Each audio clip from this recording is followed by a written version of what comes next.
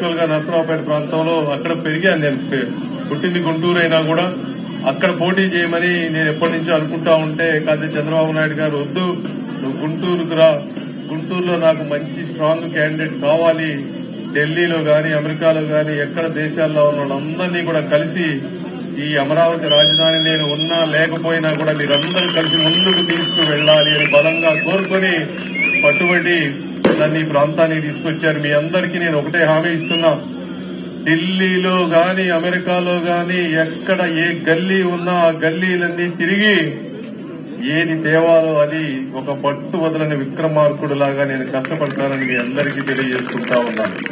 నాకు కూడా దేవుడు తరాలకు సరిపోయేటువంటి సంపద ఇచ్చాడు. నాకు స్వార్థం లేదు, డబ్బు పిచ్చి అసలు లేదు.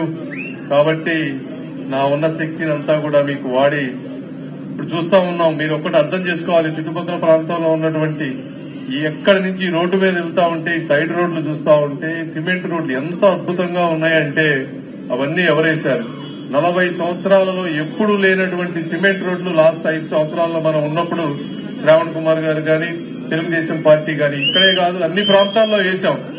అది అభివృద్ధి, కళ్ళకు కనపడేటువంటి అభివృద్ధి.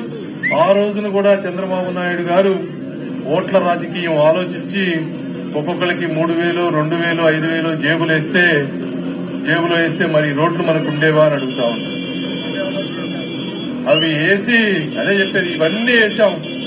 ఇప్పుడు ఉండుంటే నెక్స్ట్ టైం వచ్చేది మనకు డ్రైనేజీలన్నీ కూడా బ్రహ్మాండంగా అయిపోయాయి, మౌలిక సదుపాయాలు.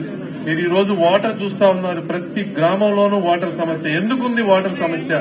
సింపుల్, ఇది ముఖ్యమంత్రి అనే వ్యక్తి లేకపోతే మంత్రి అధికారులు గాని కనీస జ్ఞానం అంటే ఎంత నీళ్లు అవసరం, సమ్మర్ వస్తే ఎండాకాలం వస్తే నీళ్లు కరెంట్ అవసరం వస్తుంది అనేది ఒక కనీస జ్ఞానం అవి కూడా లేదు. ఒక నీళ్లు వదలరు. పోనీ ఎక్కడైనా చెరువులుంటే చెరువుల్ని ఎండబెట్టి అందులో గ్రావెల్ దొరుకుంటున్నారు. ఒకవేళ ఫిల్టర్లుంటే ఫిల్టర్లు అన్నా రీప్లేస్ చేసుకోవాలి, మెయింటైన్ చేసుకోవాలి, అది చేయరు. సో కాబట్టి అంటే ఇంత అసమర్థమైనటువంటి ప్రభుత్వం, మంచినీళ్లు కూడా ఇవ్వలేనటువంటి పరిస్థితి ఈ రోజున. మరి మన కొన్ని రోడ్లుంటే పాడైన రోడ్లు ఏమన్నా ఉంటే ఆ రోడ్లన్నింటినీ కూడా కనీసం గుంతలు పూడ్చుకోలేని పరిస్థితి. చదువుకున్న వాళ్ళకి ఉద్యోగం అనేది నీకు చెప్పుకుంటా పోతే చాలా టైం పడుతుంది. ఎండ ఉంది కాబట్టి నేను తగ్గిస్తా ఉన్నాను. ఏదేమైనప్పటికీ మీ అభిమానాన్ని, మీ నమ్మకాన్ని వమ్ము చేయకుండా ఈ ప్రాంత అభివృద్ధికి నా శాయశక్తిలా పనిచేస్తానని తెలియజేసుకుంటూ సెలవు తీసుకుంటున్నాను. Thank you.